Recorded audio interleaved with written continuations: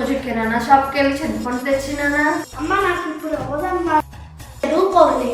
చింతపండు తేవా, నీ సంగతి చూస్తానే కదా. హలో, నన్ను ఎవరైతే బాగా చూసుకున్న పనుల్లో సాయం చేస్తారో వాళ్ళకి నా ఆస్తి అంతా రాసిచ్చేస్తాను. ఇదే నా ఆస్తి అంతా రాసిచ్చేస్తాను. ఫస్ట్ వరకు రాసిచ్చేద్దంట.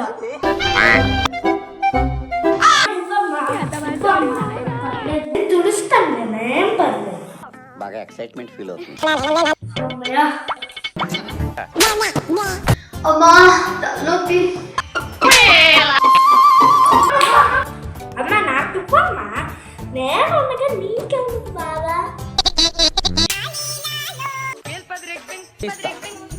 నాలో ఉన్న క్రియేటివిటీ మొత్తం బయటికి తీస్తా. అడిగేస్తే పోలా. అమ్మా ఇంతకీ నీ ఆస్తి ఎక్కడుంది?